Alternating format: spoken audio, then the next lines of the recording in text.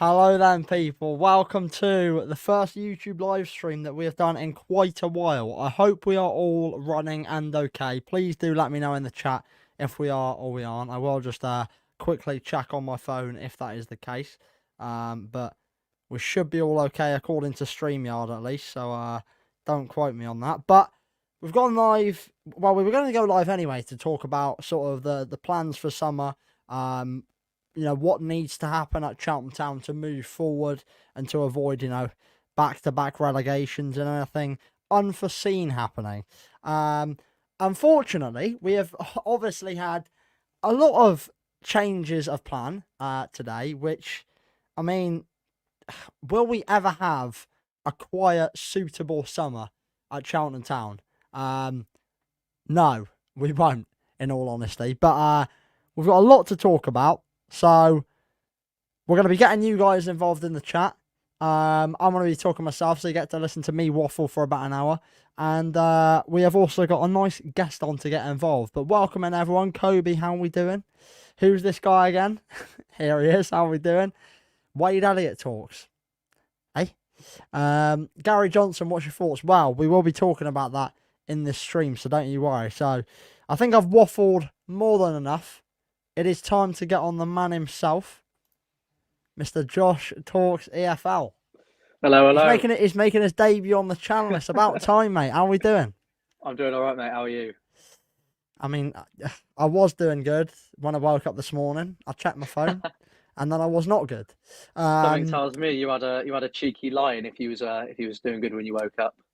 Yeah, I did have a cheeky line. I was energized, ready to spring out of bed for the day, and then I ended up sitting there for about 2 hours scrolling Twitter in tears. So yeah, not ideal, but the game's the game. We're here to talk about it. We are doomed every day there is negative news, James says. He is correct indeed. So where to start then? So obviously, the plan was, with me and Josh, we were going to go live anyway and just discuss how to develop over summer, what we needed to bring in, the gaps we needed to fill with, Sean Long, Luke Southwood, Liam Sercombe leaving. And regardless of that, we were going to go live anyway before that news hit. And now we've got a lot more to talk about. So, first things first, mate. What are we thinking about the three guaranteed departures out of the players that we offered contracts to? I think Southwood was one which realistically I don't think we was ever going to keep. So I'm not too fussed about that one if I'm going to be completely honest. As for, I'll go for Sean Long first because I prefer Sean Long. Club captain, Mr. Reliable, Home and Botanic, all these things. Botanic. I was really hoping that we could keep hold of him. I think he's incredibly underrated. Like I said, Mr. Reliable, very consistent, and it's a massive loss, isn't it? He's a big part of the squad, been here for years, he's overseen promotions, and to lose a player like that, I mean, I've seen people celebrating on Twitter, people saying they're not bothered about it. I think they're going to realise very soon how big a loss it actually is. I was gonna say, I think those people that are saying, "Oh, well, it's not the end of the world. He's been here for a long amount of time." I think people have almost got used to having the comfortability of having him in the squad and the position that he fills and what he does. He doesn't get the credit for what he does and the credit that he deserves. And like you say, my point was going to be, they will soon find out what we've got with us and what we're going to miss, because that is going to be a very, very big void to fill, on top of several big voids that we've already got to fill. But yeah, sorry, carry on. That's right. And then Liam Sercombe. I mean, you probably know I wasn't entirely his biggest fan. But you can't deny with him being our top goal scorer. What was it? 11 League One goals in a relegation battle inside. I mean, speaks for itself, really, doesn't it? Bags of experience, quality player, probably too good for League Two. Interested to see where he ends up, because I personally could see him dropping down to either Forest Green or Yeovil. Going for one last payday, but giving his body a chance to maybe have a little chill one. But again, I can see him going back to Bristol Rovers and extra as well. All I know, again, people saying they're not too bothered about it. Be careful what you wish for. I mean, right now it's not looking good. No, it's not. I think the main worry for me is the the lack of Circum next season. He was our top goal scorer from midfield, and we were all saying throughout the season, even with those goals that were coming from Circum and those goal contributions that he had, we were always lacking a creative attacking midfielder. I know that was the one position that I said, if we do want to move forward next season and try and, get the best finish possible, I think that was the one gap that we needed to plug that we didn't plug in January. We brought in Josh Harrop, who I thought, with the greatest respect, just did not fill that void at all. We didn't bring in anyone over summer that had any effect on that at all. And now with the loss of Circum, I think it's even more worrying that we have next to no creativity in that midfield. And the likelihood is, you look at what we have left, you've still got Kinsella, you've got Pat, you've got Bonds, but Kinsella and Pat, in my opinion, are pretty much the same player. And Bonds, do we even reckon we keep Bonds? No, probably. Well, I'm not too sure, because now Daryl's gone. You don't know, really. He wasn't really rated by Daryl, was he? But I'm a big fan of Bonds. I always have been a big fan of Bonds. I just think this season, for one reason or another, it just hasn't really worked out for him. And maybe it would be time to maybe move him on and give him a fresh start. Because I do believe that he's a League One quality player, if not Championship, on his day.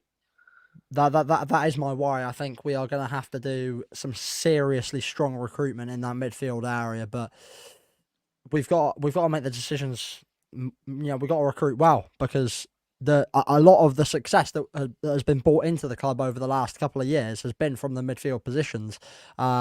The list is endless with the amount of quality in midfield we've had, in the title-winning season, the playoff season, the seasons we've had in League One. There is literally more players than I can count on two hands that we've had that have had a good effect there. So we've got to get it right. We didn't get it right last summer. We didn't get it right over January, and that's the worry. James says, Bonds is a funny one. He has his good and bad games, but he's useful for us, so I hope he stays. My worry is, I think it wouldn't surprise me if we wanted to cash in on him now.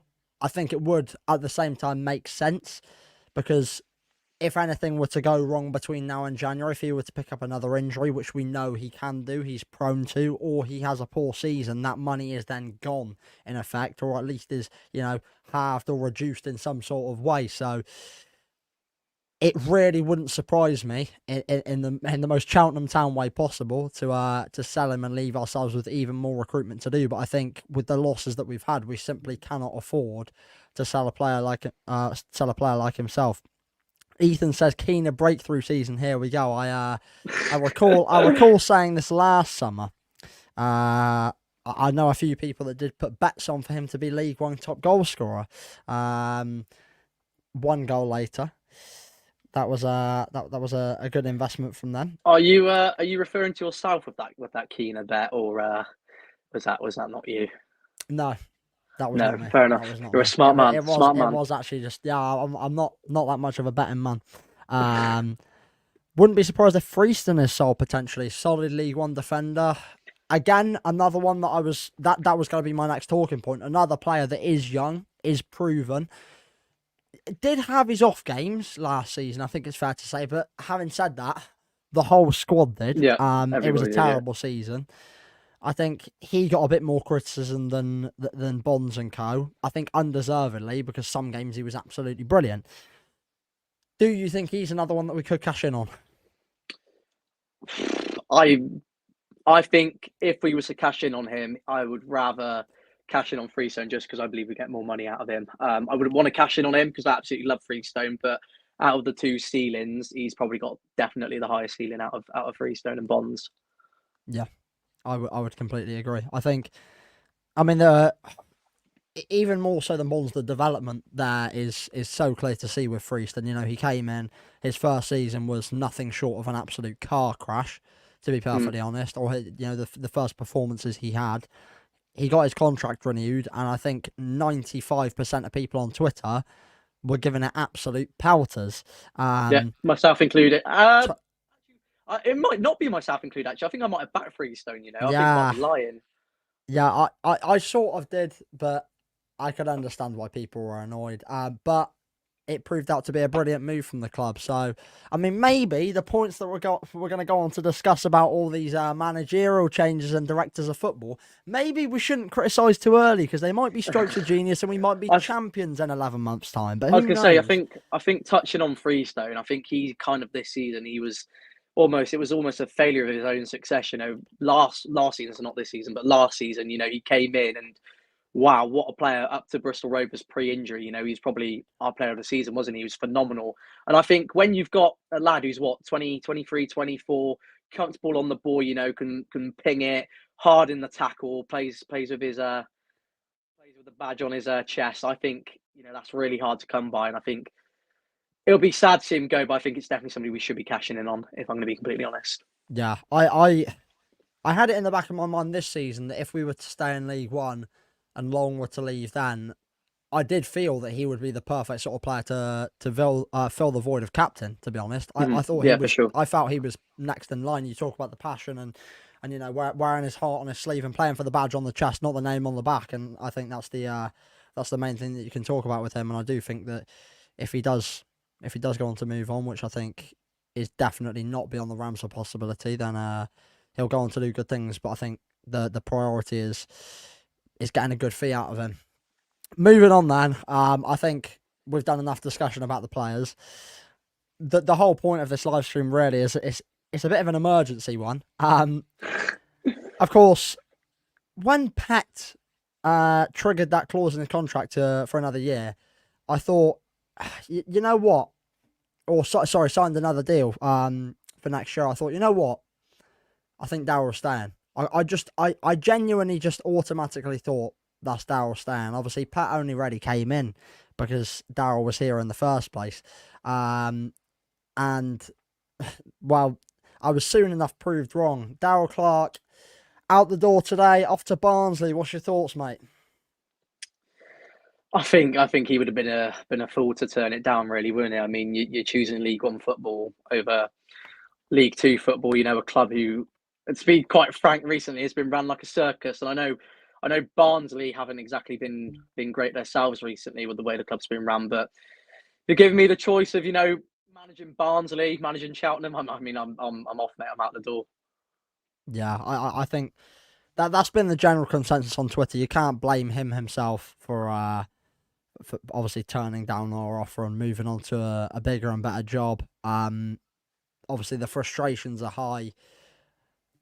Obviously forever grateful for the effort he gave. Disappointed he couldn't keep us up. I think there is a small handful of fans on Twitter that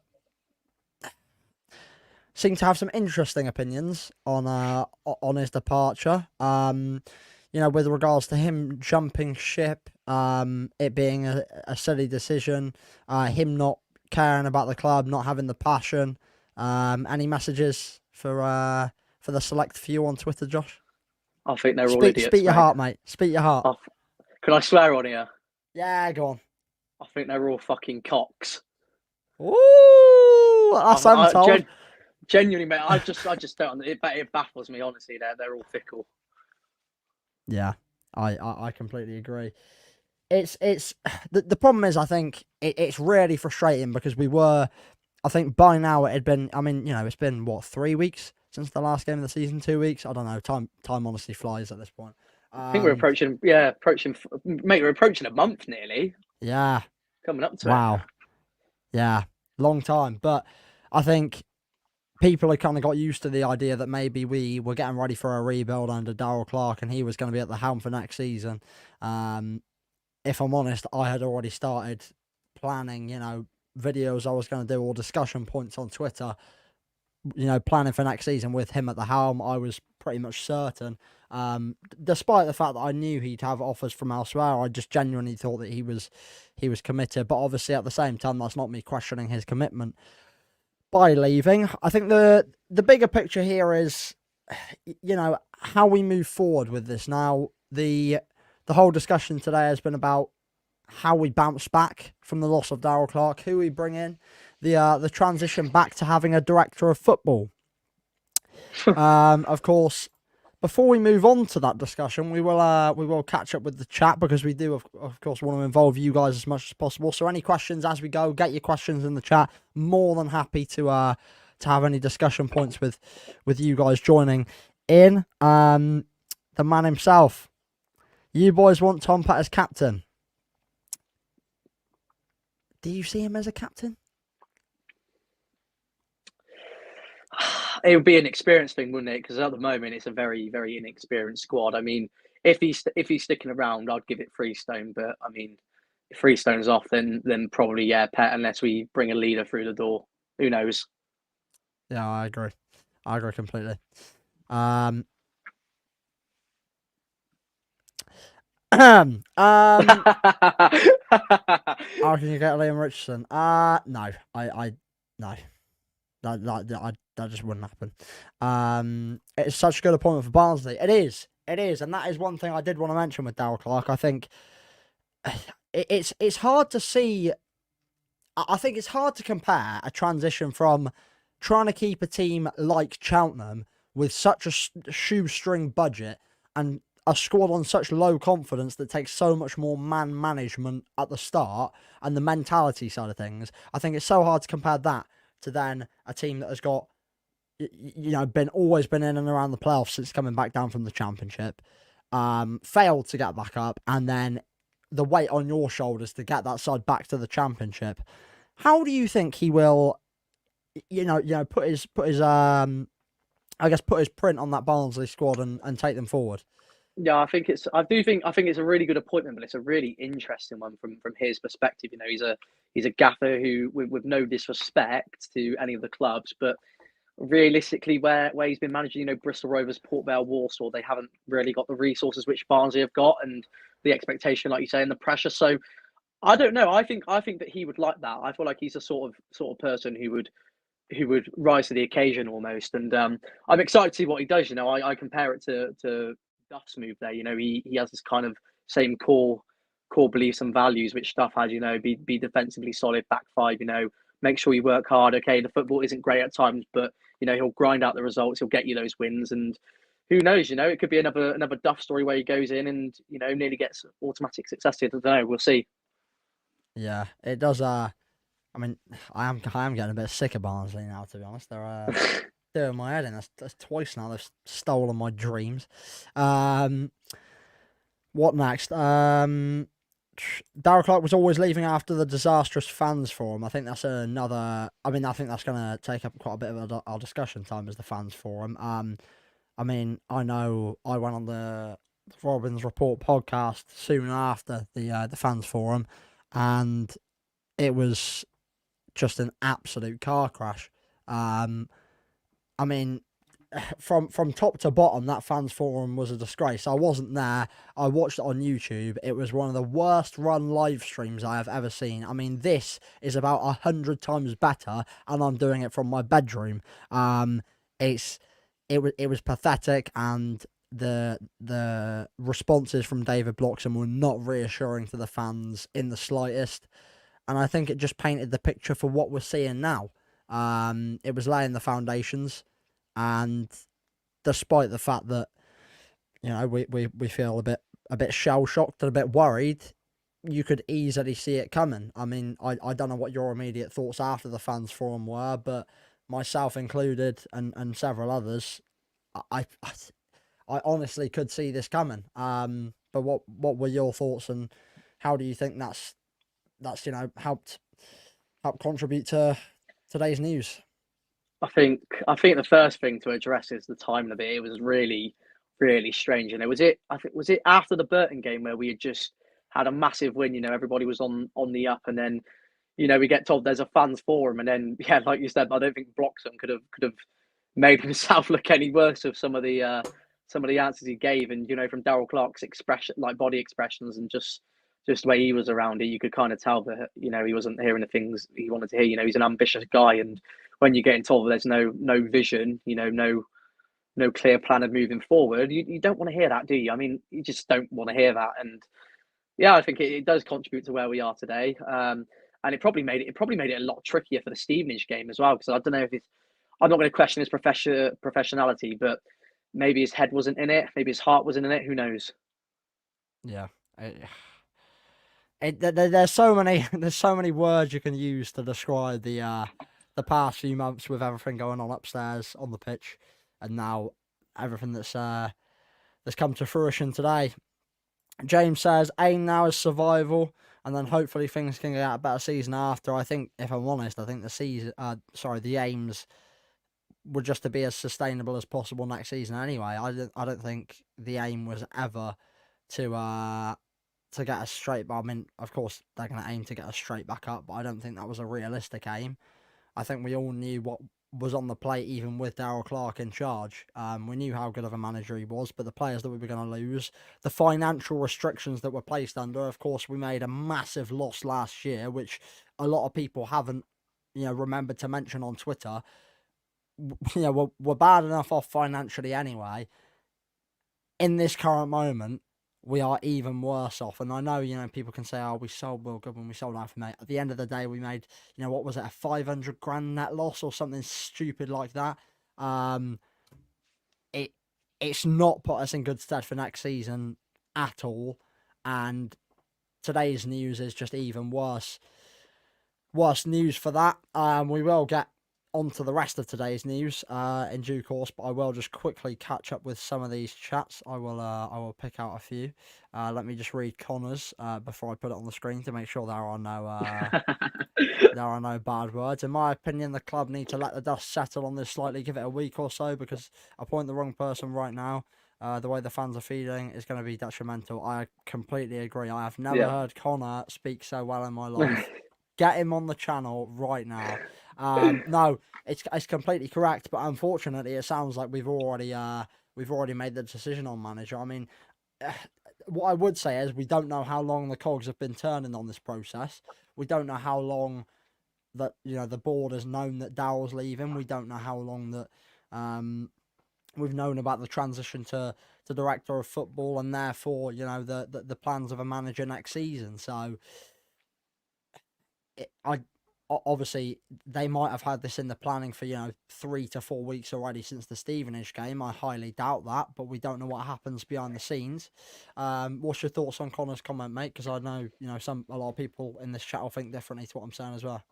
No, I completely agree with it. I think with all things we discussed, I probably think that Daryl moving on was probably a certainty after the Stevenage game, so it probably has been looked at for a good few weeks now. The board well, I say the board, Bloxham came out and said in that interview that the board have been really busy. So maybe they've been busy, looking at applicants for director of football and manager. All I'm going to say is the director of football we have appointed and the possible links. I don't want to think about it right now.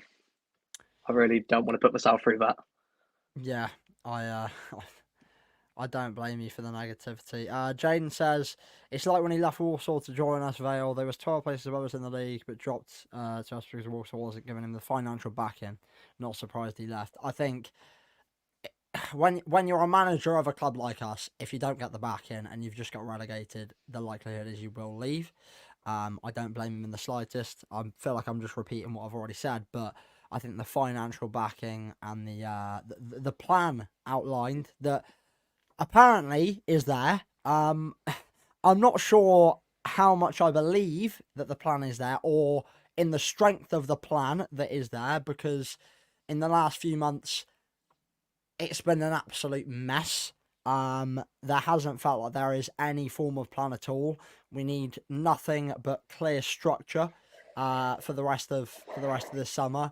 And if we don't get that structure right and we don't bring in the right people, then we will be facing back-to-back relegations. And it's as simple as that. I wouldn't even say the plan's been the past few months. I'd say it's ever since Duff left, to be honest, mate. I think as soon as Duff left, they kind of shit their pants a little bit, and it's been going downhill ever since then. Yeah, no, I don't. Wow, yeah. When you look at it on a bigger scale and all the decisions that have been made, I mean, we have had hectic summers ever since Duff has left. We haven't had a normal summer for 3 seasons now. This is three summers on the trot now, while we've been sat there thinking, oh, that's a big change. Last summer, Mickey Moore going out the door. I mean, half the half the staff and players going to Shrewsbury.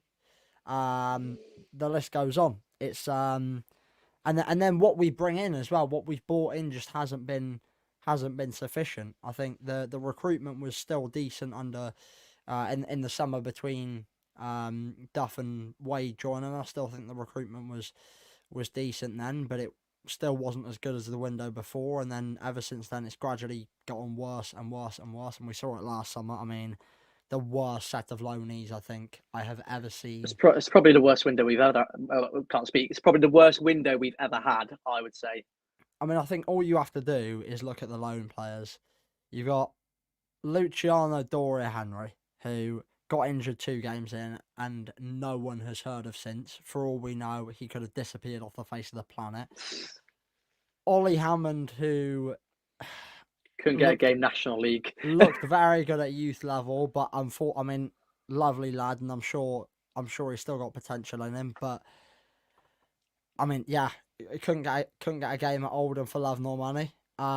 Jovan Malcolm, I mean, again at West Brom, where's he going to be next season? Probably non-league or League Two, because League One was far too high for him. And then the rest I've already forgotten about. To be honest. No, I've forgotten as well. Owen Bevan's probably the only one. Bevan's probably the only one which was actually a success. And but once again, gets injured. Let down by injury. Ethan says Aaron Downs. I would put my money on cheaper option and knows Gary Johnson well from us and Torquay. There's nothing really to say about it, is there? It's thrown in the towel. I do think this will either be a. I mean, there's one man who I have a picture of to put on screen who I think it will be. Yeah, same guy who I believe it will be as well. I think it's either going to be a manager who has experience but is not a very good manager and has not the greatest of credibility and gives shit interviews, or it's going to be a younger manager who has little experience and we're taking a bit of a gamble on. And if I'm perfectly honest, the options that we have on the table, experience manager wise, I think I'd rather be a gambling man. I genuinely do. I genuinely think I would rather bring in someone, because I just can't see even how an experienced manager gets this side any higher than a 16th or 17th place finish. I genuinely do not see it happening at all. So I would much rather take a gamble and just, if we stay up, then brilliant. They've then got a season under the belt and they can rebuild. But the worry then is you've got the weighing up of, are we getting an inexperienced manager who's going to be a Michael Duff? Or are you getting an inexperienced manager who's going to be a Wade Elliott? Yeah. We saw the two opposites perfectly in the in those 2.5 years. I would just like to bring somebody. I wouldn't even mind a 17th place finish if it meant we had some sort of identity and some sort of plan going forward. Even if it meant, okay, fine, League Two this year is going to be a write-off, but we're gonna put some plans in place. So hopefully after this season, those foundations are laid down, and then we can mount another promotion push. Do I think the board even think like that though? No, I don't, and I don't think any reasonable gaffer we bring in probably gives us an identity either. Yeah, I think the ultimate limitation to having a strong plan in place is the lack of money that is invested into the club. I think those who do own the club, I mean, at this point, I mean, about a year ago, I could have told you most of the people that have significant shares in the club. Now I don't even know. It seems to change every summer, and there's been that much change in lack of investment. Or I mean, there was a little bit of investment for the transfer window earlier this season, but other than that's been about it. I mean, obviously you had the purchase of the training ground, pretty much sums up the lack of plan, I think. Which Daryl Clark also said was pretty pointless. Yeah. I just cannot believe that training ground. It is horrendous. It's absolutely horrendous. And yep. My thing is, okay, we've invested. I don't know. I think it was probably with all the land and everything else, it was probably around $1 million, right? But what have we done with it? It's sat there. We haven't invested any further money into improving it. We also haven't done anything about making any revenue from it. So Yeah, from a footballing perspective, we've done nothing. From an investment business perspective, we've done nothing. We are literally sat there on a potential gold mine of money long term, and essentially we've chucked money at something that is literally depreciating in value before our very eyes, purely because of the lack of quality and professionalism of that building. The pitches, I mean, the pitches for a start. I mean, how many times did you see photos? How many times did you see training videos this season actually at seasons? Most of them were at Cleve. yeah, probably not since about October time. To be fair, mate. It takes the piss.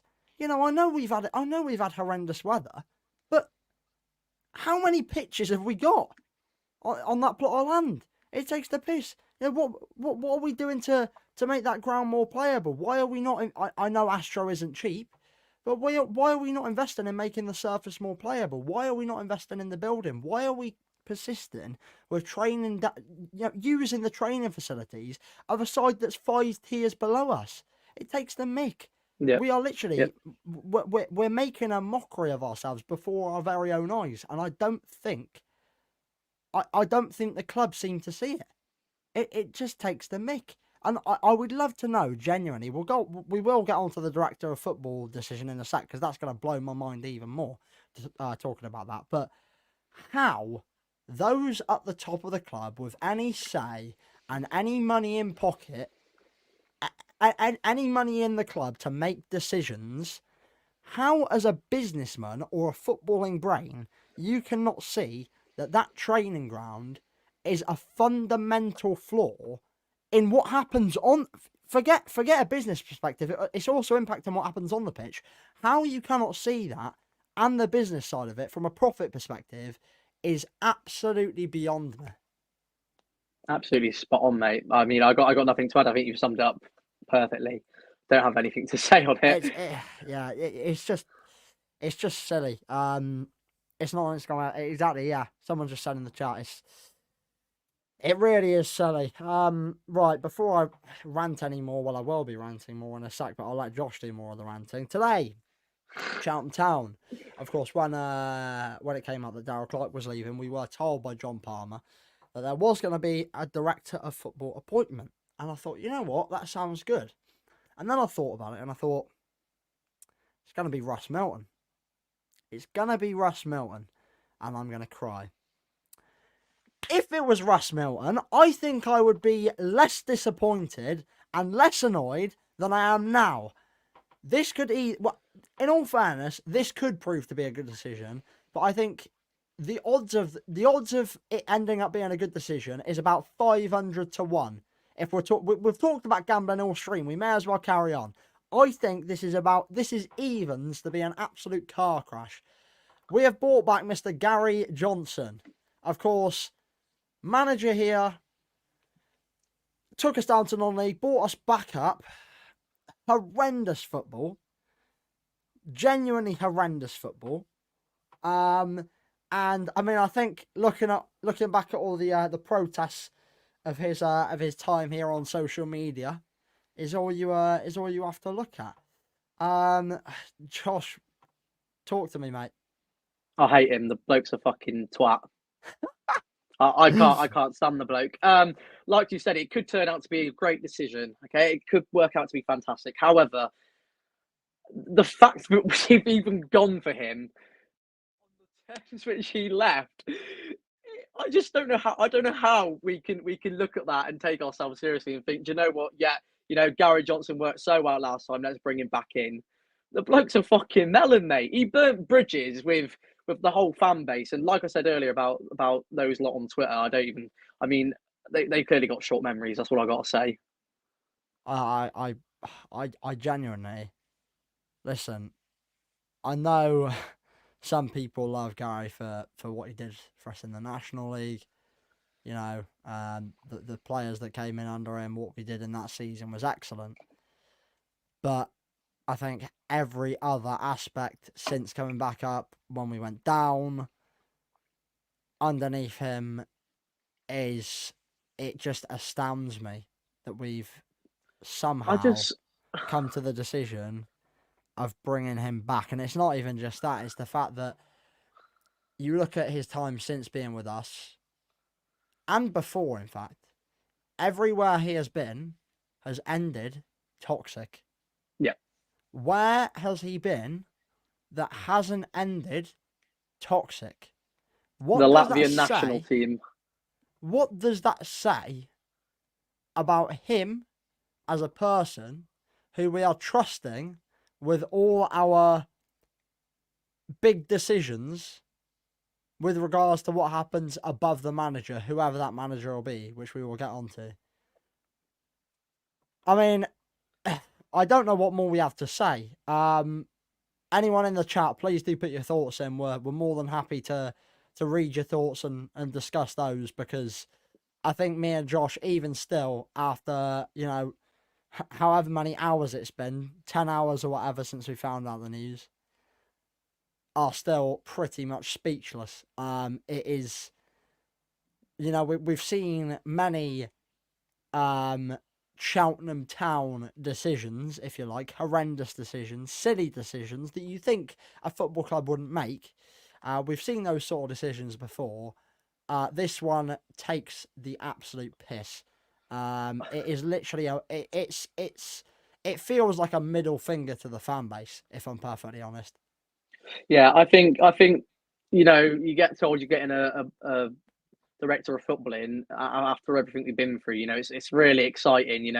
They had to get this one right, and they couldn't have got it any more wrong, could they? He was rotting away in the National League South with Torquay, for fuck's sake. Yeah, it's it's it's the fact that you're bringing in someone who has had several terrible years as a manager, despite the odd spell at Torquay, to then be our director of football after being relegated from League One, with all of the negativity and bad things that have happened, to then bring in someone like that. I mean, really, is that the best we could do? Really, is that the best we could do? Because I don't know. I don't know what that says more about. Does that say more about how much shit we are in terms of our reputation with those involved in football who could have filled that void and stepped into this role? Or does that say worse about how little, well, for one, how small the phone book is of those at the top, or the bravery to bring someone in? Because how often, it seems uncanny.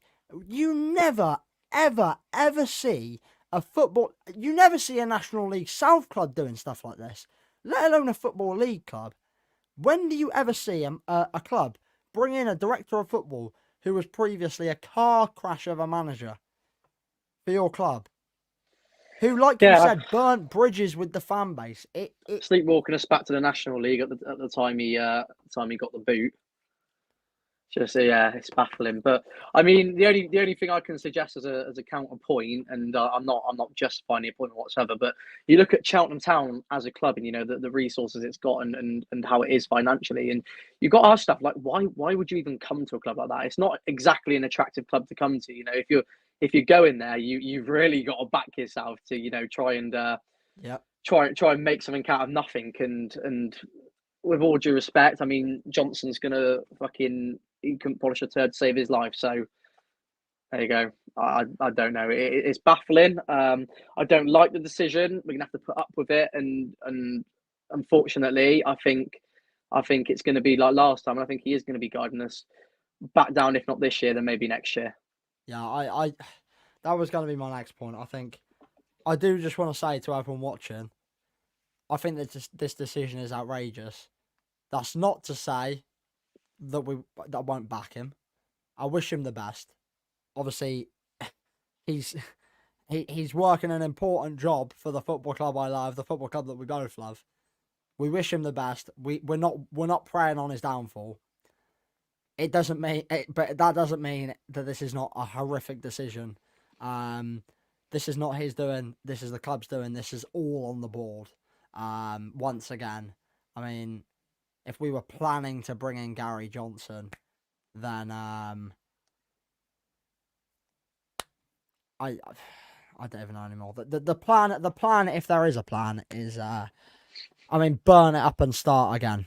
Connor has said Johnson went from hero to zero as soon as he started turning on fans, journalists, and his antics of transfers. About yeah, okay, Yeah. Yeah, I agree.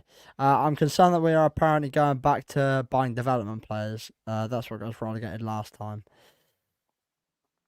I wouldn't read too much into it early doors, mate. Obviously, we don't have a clue what's going on recruitment yet. Once again, this is another thing that we will talk about in a sec, but the recruitment side of it, this has a massive knock-on effect on that.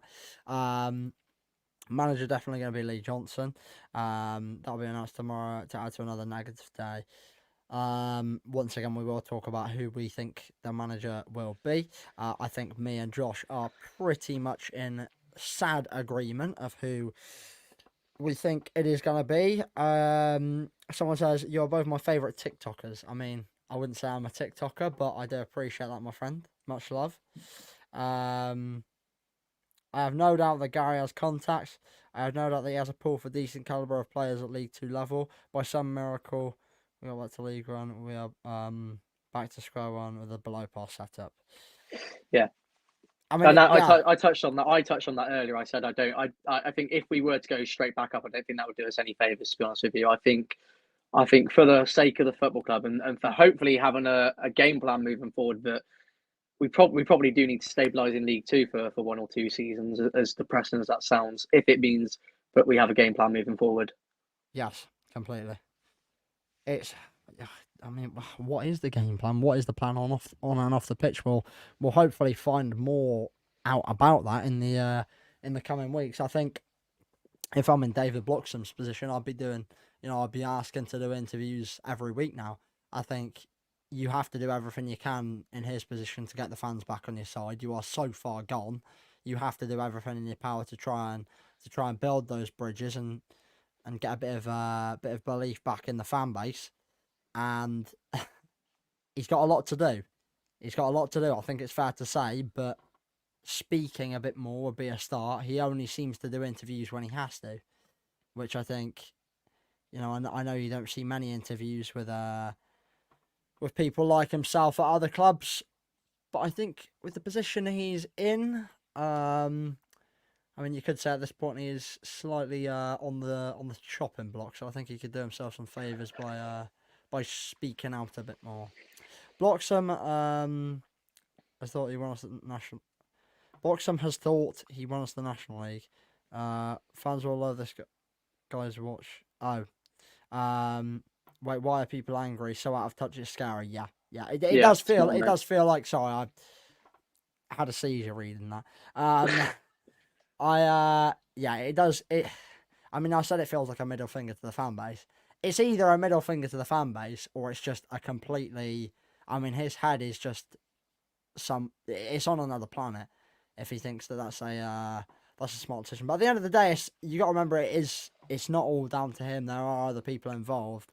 I think the board as a whole has to be held accountable just as much as the Beaver himself.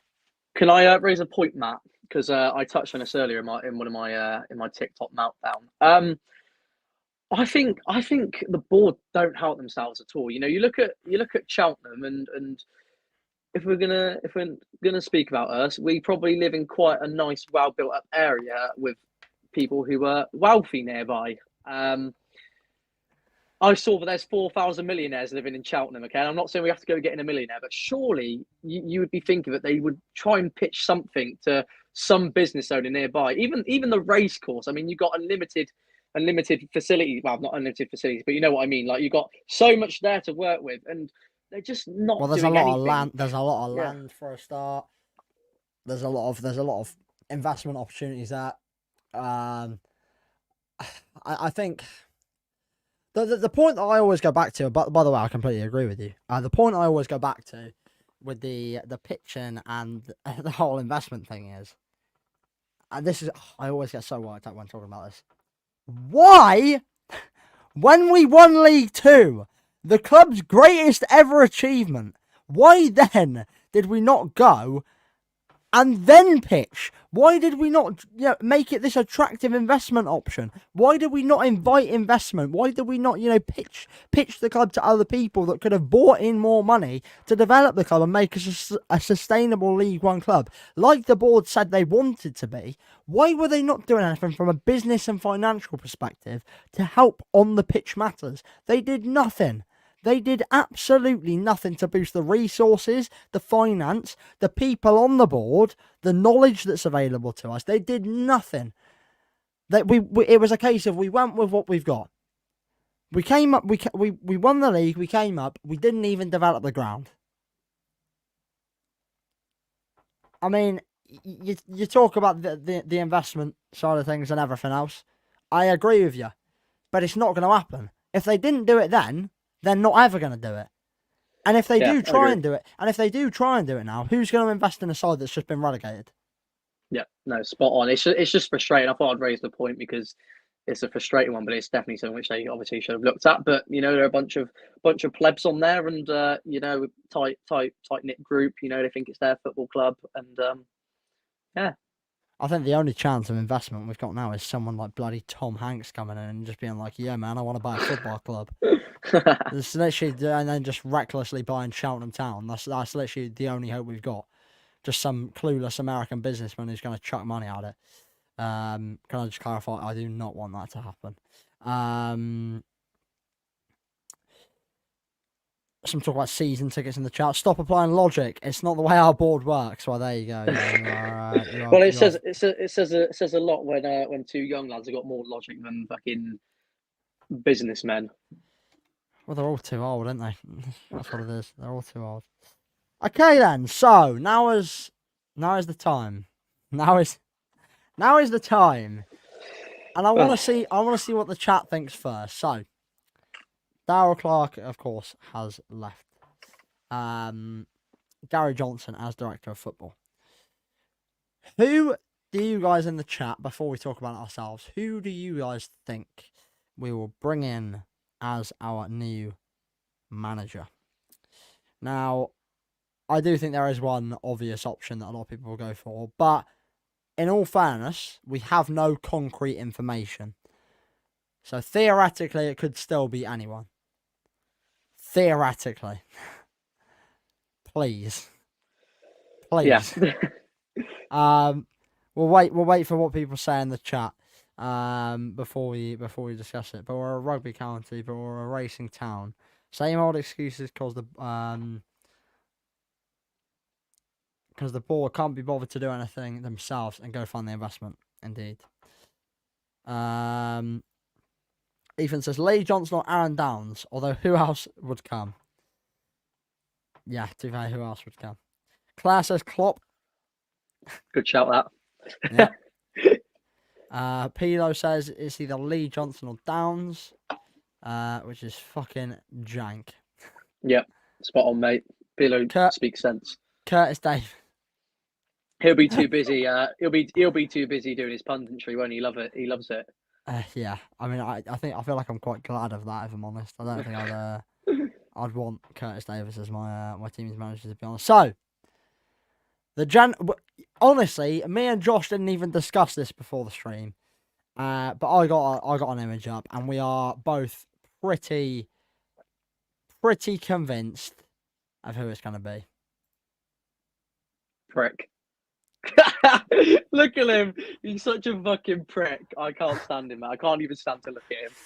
I mean, as someone who is I mean, for family reasons, my Scottish team is Hibs.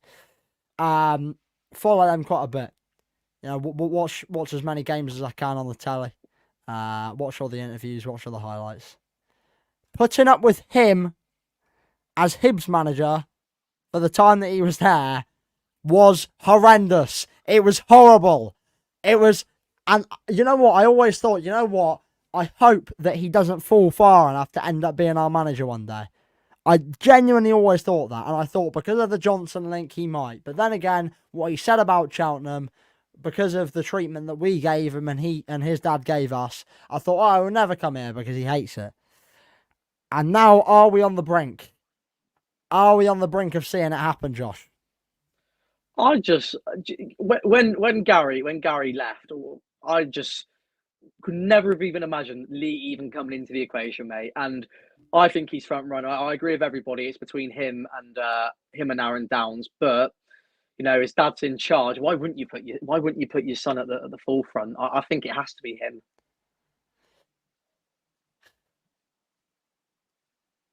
Crying. It's so hard to like think who else it could genuinely be. I like. It says a lot about how on the floor our expectations are that this is even a thought that crosses our mind. Just because his dad's come back. You know, that okay, his dad's here, but that has no means to say that he's going to come in. But it's just that's how low the fans' expectations are of this club. It would be the most Cheltenham Town decision and appointment that you have ever seen, and it would be another case of sleepwalking to non-league, like you said previously. He's just a serial loser. He's just a loser. serial loser. He's just a loser. He's a loser. Lee Johnson quadruple title league cup, FA Cup, Bristol Street Motors Trophy. If Lee Johnson brings us silverware, well, he's got to be appointed first. If Lee Johnson brings us silverware, I will. I'll deactivate. If he wins us League Two, I will deactivate. I'll give it up. I think I might have to join you. Lee says, "Give it to Cromie. It saves us listening to his meltdown each week." Yeah, to be fair. He did beat United at Bristol City. Whoopie-doo. Would we be able to afford him? I mean, I think, to be honest, where else is he going to get a job? Yeah, his stock is on the floor. Like, yeah, he'll probably come for pennies. I mean, look at his last job. Sunderland loser, Hibs loser, Fleetwood essentially was part of the reason why they got relegated. The bloke's a loser, and he's coming to a team of losers. How many games did he even win with Fleetwood? I literally only remember. I think he won two. I genuinely, I was going to say I genuinely only remembered him winning one, but I think you might be right. Yeah, no, it is two, and one of them was at our place, wasn't it? Yeah. I mean, what more do you need to know? If the only thing that is somewhat keeping me a little bit positive is he will have a window. He will have a summer window, and I'm told, and it would all add up if he is appointed. I'm told that he went to a few of our games at the back end of last season at Wadden Road. I don't know how true that is, but it's from a fairly reliable source. So it would all add up. I'd like to think that he would come in knowing a bit about the club. Obviously, his dad, prick, knows a bit about the club. But I mean, with the players we have at our disposal, he just seems like the wrong manager in every possible way. Yeah, I agree. And to bring in the players that we need to bring in, I do not think he will do it. I really don't think he will do it unless he channels the good moments that he had at Bristol City and puts that into this. We are in deep shit. There is literally no other way of talking about it. And that's the thing, mate. I think if he does, and I think he does get appointed, it's going to divide the fan base. I mean, you'll have people who are living in the past going, "Oh yeah, great manager, Bristol City, Sunderland, I'm going to use big name very, very loosely just because of the clubs he's been at." And then you'll have the other half who actually watch football, have seen his previous jobs, realise how shit he is, and will realise that this is an absolute nuke. I just can't put up with it. Like, I can't put up with having to watch his interviews for my own club, let alone like one of my family clubs. That was bad enough. I cannot go to Barrow away on a Tuesday night, lose 3-0, and listen to we're hungry men and we have to search for our supper. I cannot listen to that week in, week out. I just can't do it. This is what we're gonna have to put up with if we bring him in. I mean, you know what, Lee? Good luck to you. I mean, he hasn't even been appointed, but I'm that certain. Good luck to you, mate. Go win us League 2. Prove me wrong. Prove me wrong, and I'll get a tattoo of your face on my ass. Honestly, but Somebody clip that. I genuinely think there's genuinely more chance of finding Madeline McCann in your back garden than that guy winning us anything. I mean, I don't even think he'll win us a game, to be honest. James says he's got the face of a loser. Spot on, mate. Spot on. He is. Look at him. I've just realised as well. He's got no fucking neck. Where's his neck gone? It's been swallowed, mate. Oh no. But it's okay though. My god, no! I forgot about that. Oh, Bilo, I forgot about that. So the whole Bristol City's development is coming on. I thought we escaped that era. Yeah, well, we were. There's always been mentions of it every.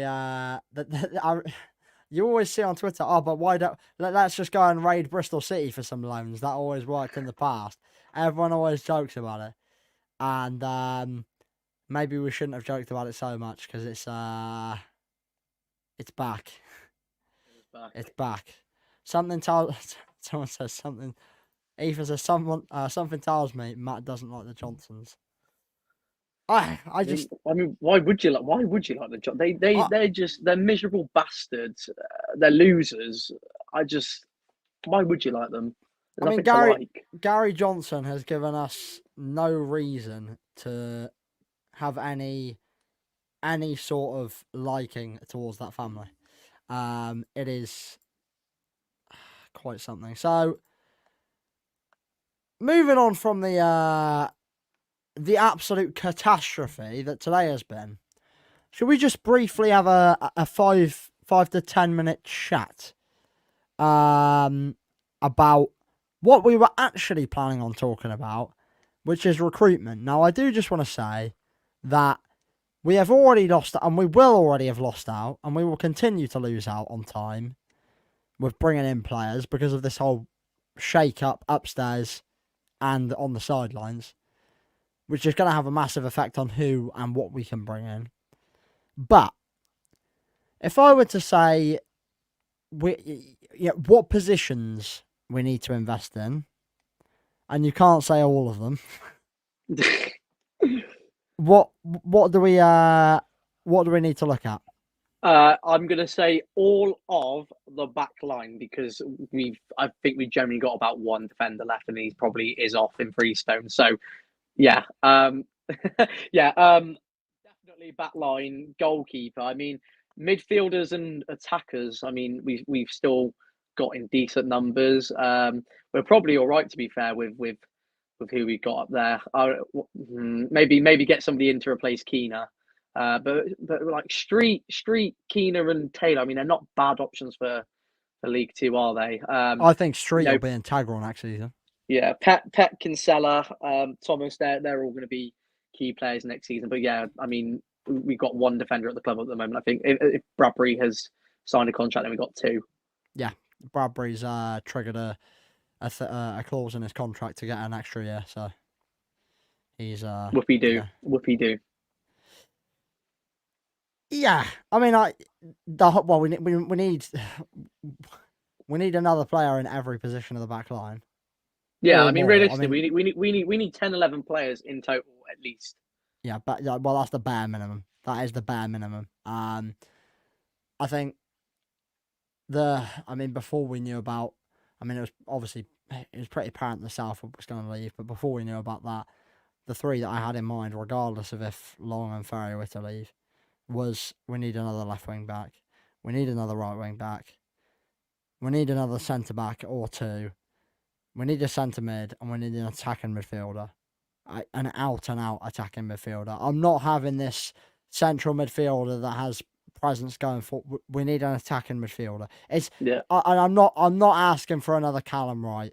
I'm really not. I said on TikTok Live a few weeks ago, I don't want him back. I really don't want him back.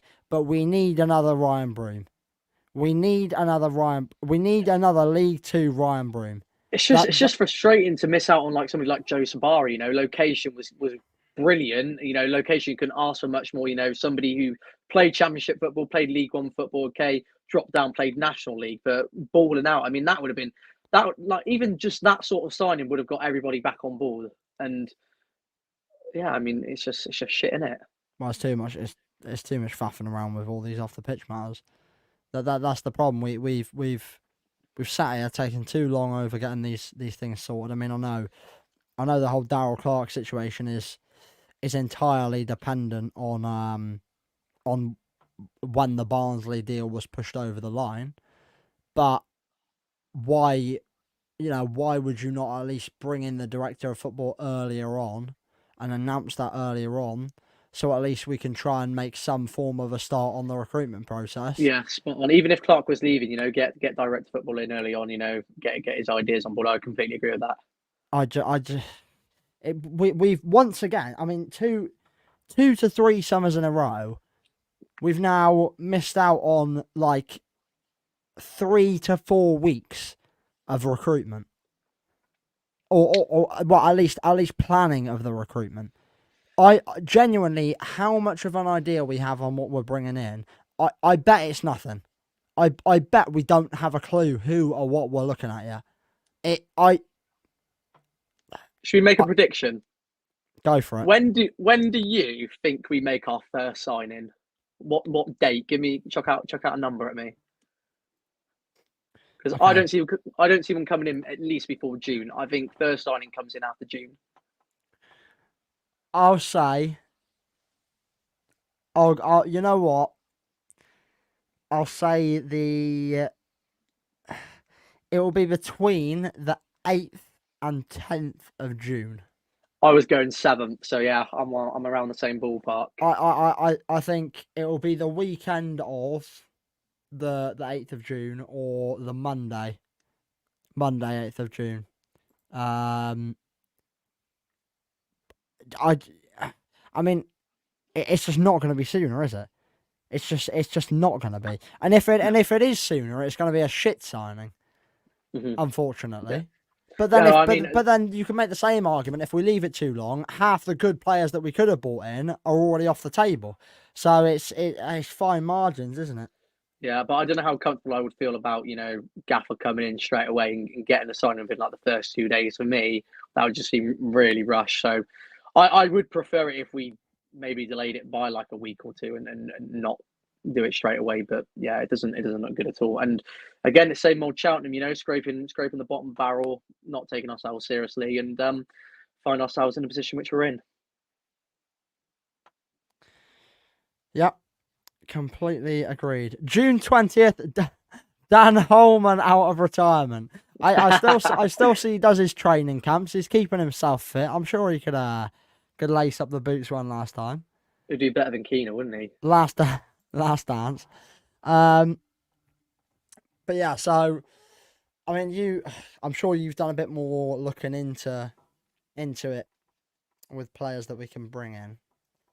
Is there any on your list that haven't already gone? Not really, to be fair, mate. I mean, I think I, League I, I, Two. I suppose it's all dependent on what sort of players we end up looking at with the new manager Yeah, I and think Gary Johnson. League Two players usually stay in League Two if they're released. So we'll probably pick up some. I do think it'll be a mix. I think we'll get in getting some experienced lads, and then Johnson does love a punt on a couple of non-league players, like Kevin Kalala la la la la la la and Tom Smith. Maybe we could see the return of the mullet, mate. Oh my god! Oh my god! Not half. Oh no! I just we are just bringing some fresh faces. That's your number 10, mate, Tom Smith. I just Ginger I can't Badger. I can't God I just can't I can't see us bringing any. I this is another problem I have with our fan bases. We're always living in the past. We're always like, oh, bring back this player, bring back this player. No, don't bring back these players. Oh, bring back Mo Issa. Oh yeah, he was great for us, but we're gonna have to give him loads of money. I'd rather just bring in a young striker who's gonna fit the squad a bit more, as opposed to someone who did good for us before, and in a squad that's changed so much in the past 8 years. Could be a completely different scenario. I don't know how. I don't know. I feel like I said this the other day actually on a TikTok live, and this may be completely delusional because I'm not entirely sure how he did do for Salford this season. So I'm not saying him himself, but I wouldn't mind someone like a Luke Garbutt, and I know that is bringing someone back, but I do think that someone like himself with those attributes would be a potentially realistic signing, because I don't think he got too many games this season. You just pulled a face. Am I wrong? No. He hasn't played too many games. You're right. I'm just not sure if I would take him because he's I mean, he's a bit old now, a bit leggy. yeah, he is, but my point is, I'm trying to say someone a bit more like realistic. And as you can see, I've got my head at the bottom of the barrel here. Like I'm absolutely clawing. I'm scraping. But I just think we need to. We need to. We need a complete overhaul. I think there's. I can only see about 2 or 3 key players. Sticking around, and Luke let's just hit a 9-darter in the final, and I've missed it. I'll tell you what, if we are having a complete overhaul and we're fucking ripping up and going again, get rid of the back five. I've had enough of it. I don't want to see any more back five. I want to see back four. I want players brought in to play a back four. Yes, yeah, I think long gone is the days of the back five work, and you have to have. I mean, if the back five's going to work, you have to have the players to make the back five work, and we haven't in the last season, and that's why it hasn't worked. You've also got to be adaptable and be willing to change. And last few gaffers have been a bit stubborn about that. I mean, Clark did try to change him. Fuck me, it went a bit wrong, didn't it, against Carlisle at home? It did indeed. Right, so we have been live for 1 hour and 8 minutes. So for the final 5 minutes, we will have an open discussion. So anything Cheltenham Town related. We will keep it just Cheltenham Town related because that's all we've talked about in this stream. So, any questions from the viewers? We're more than open to discussing your talking points. It doesn't have to be regarding recruitment. It can be regarding players, everything else. Any questions you want to raise, Josh? No, I think we've covered all bases, mate. To be honest, had a little rant, which is good to.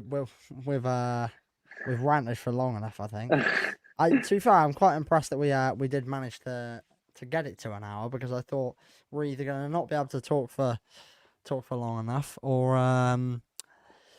we're gonna be ranting for about 24 hours. Do an unintentional 24-hour challenge. Right, here's a good question from Sam. Welcome in, Sam. Hope you're doing well, my friend. Barnsley fan here. What can we expect from Daryl Clark? Someone asked me this on Twitter earlier, and I thought, it's a good question, because football, it did make me think. The football is really not pretty, is it?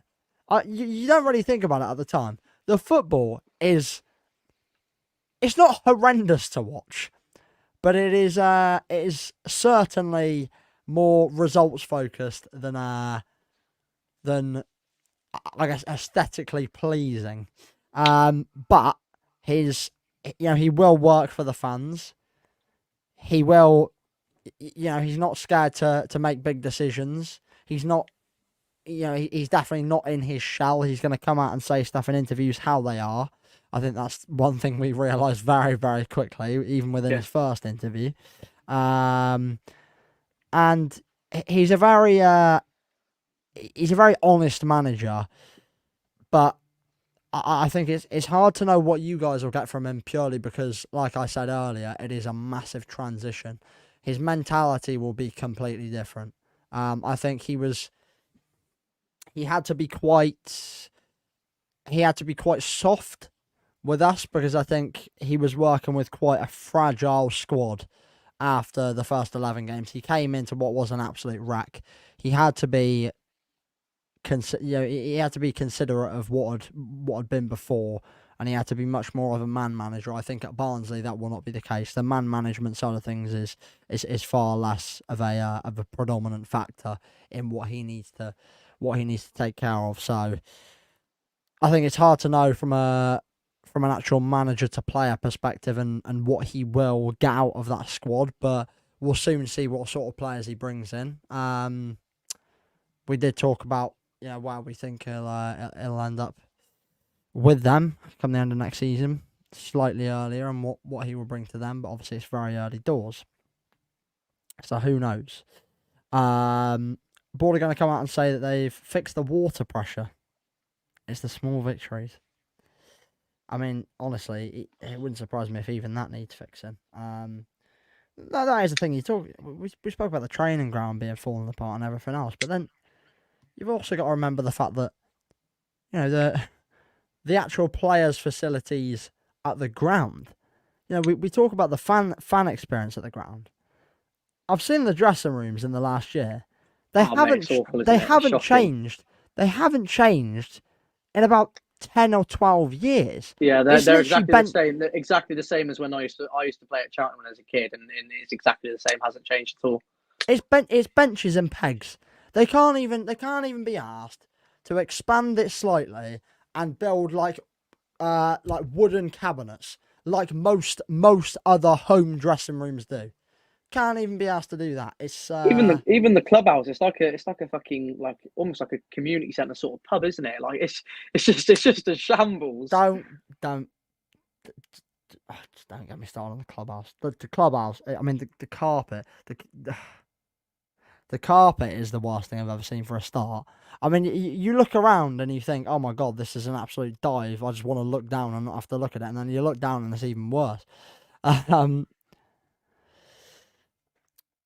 Ethan also says, what do you guys reckon Gary and the new manager have to do this window to convince you it'll be a positive season?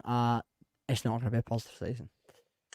To convince me, they have to sign Mbappe. Proven League Two players, if not players who have played in League One, and just proven somebody who will actually excite me. Hit the nail on the head.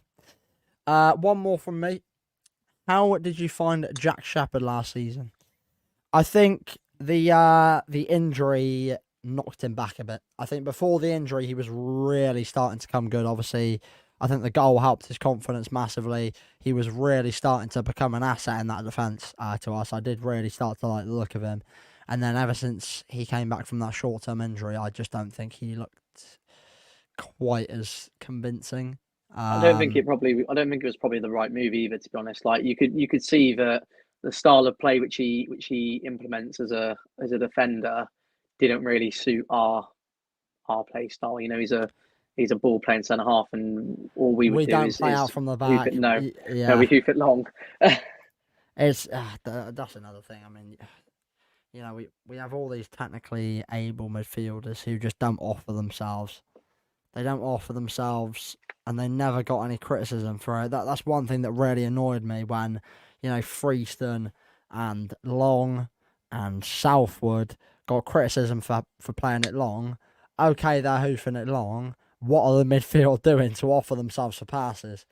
I mean, that was my one pet peeve last season, but thankfully that's gone, and we're probably going to have even bigger problems. Speaking about Tom Pett, I was going to say actually, because that's a good point about the midfielders dropping in. At the start, when he first came in, he was always looking like coming in, offering short, and then I don't know, he must have lost his confidence or something because he just stopped doing it as the season went on, and gradually he just became more and more hoofball. It's hard to know, isn't it? I think not you. It's hard to know if you're just making excuses up for him, but obviously he did practically play every minute. Did he play every minute? I mean, he played every game, didn't he? Pretty much every game until he got Since he injured. came Yeah, in, yeah. So,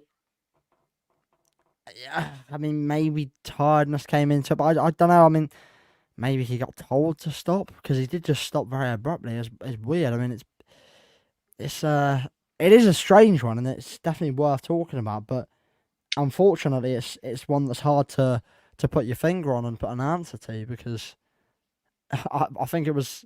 It's just one of those where you'd love to know what was going on in the play. You know what's been said behind the scenes, what's going on in the player's mind at the time. But yeah. you know, okay, you've got Pat not doing that, but why is Bond's not dropping in? Why is Kinsella not dropping in? I mean, I think a lot of it's to do with confidence, isn't it? As well, they got back their styles, to be able to, pick up the space, pick up the ball, their backs to opposition players, and be able to actually, feel confident in playing out from the back. And I think the situation which we was in, coming into the back end of the season, we were on a really poor run, and I think they just lost a bit of confidence, didn't really back themselves anymore, and that's why, the football became really tough to watch. mm-hmm. Well, hopefully we haven't got a manager coming in that's going to make the football even more difficult to watch. Hmm. Doing a lot of talking about the past here, and somehow I wish we could go back to those negatives of the past because I feel like if the names we've mentioned do come in, then the problems of the future are going to be bigger. So yeah, but we have been going for 1 hour and 16 minutes. So Luke Littler's the Premier League champion. Wow, incredible for you darts fans out there. Right. Thank you all very much for tuning in. Let me know if you do want to see more of these live streams in the future. I do intend to do so.